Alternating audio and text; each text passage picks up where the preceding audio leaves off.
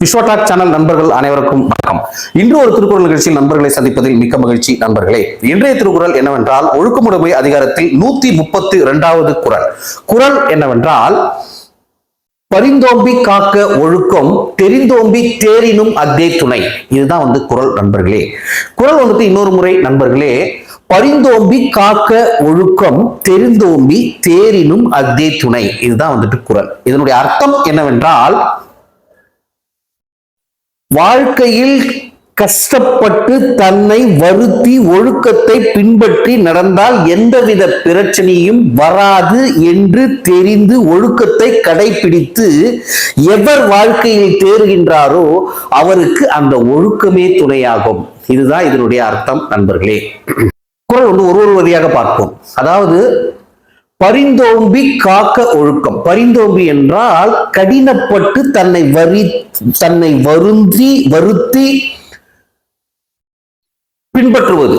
அப்ப எதை பின்பற்றுகின்றார் என்றால், காக்க ஒழுக்கம். அந்த ஒழுக்கத்தை பாதுகாத்து பின்பற்றுகின்ற பொழுது எந்த பிரச்சனையும் வராது. அதாவது தெரிந்தோம்பி தேரினும் அப்படி என்றால், இப்படி ஒழுக்கத்தை கடைபிடித்து வாழ்கின்ற பொழுது எந்த பிரச்சனையும் வராது என்பதை தெரிந்தோம்பி அப்படி என்றால், தெரிந்து திரும்பவும் கஷ்டப்பட்டு பின்பற்றுகின்ற பொழுது தேரினும் என்றால் வாழ்க்கையில் நாம் தேறிவிட்டோம் என்றால் அந்த ஒழுக்கமே தேரினும் அத்தே துணையாகும். அதாவது அத்தே துணை, அந்த ஒழுக்கமே கடைசி வரை அவருக்கு துணையாக இருக்கும் என்று வள்ளுவர் கூறுகின்றார் நண்பர்களே.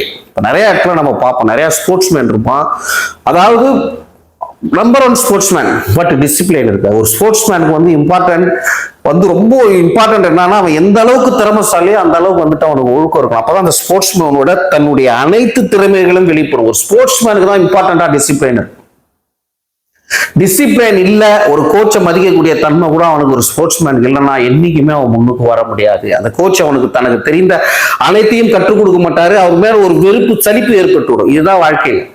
சச்சின் 40 வயசு வரைக்கும் நல்லா கிரிக்கெட்ல கொடி கட்டி பறந்தாரு. எவ்வளவு பணம் வந்தது, வாழ்க்கையில் எவ்வளவு பெரிய செல்வாக்கு வந்தது. அப்படி இருந்தாலும் அந்த ஃபிட்னஸ் தான் 40 இயர்ஸ் வரைக்கும் இருந்து தன்னுடைய அச்சீவ்மெண்ட் எல்லாத்தையுமே ரொம்ப அதிகமா சாதனைகளை பண்ணாருன்னா, சச்சின் ரொம்ப ஒழுக்கமுள்ள பிளேயர். சச்சினுக்கும் லாராவுக்கும் லாரா ஒழுக்கமற்ற பிளேயர் நான் சொல்லல. லாராவை விட தலை சிறந்த பண்பு உள்ள ஒரு சச்சின். எவ்வளவு பணம் காசு வந்தாலும் தன்னுடைய பிராக்டிஸை விட்டு கொடுக்கல, தன்னுடைய ஒழுக்கத்தை விட்டு கொடுக்கல. அதனாலதான் தன்னுடைய 38வது வயதுல ஆஸ்திரேலியாவுக்கு எதிராக double century, first double century அடிச்ச ஒரே ஆள் சச்சின் டெண்டுல்கர் 38வது வயது.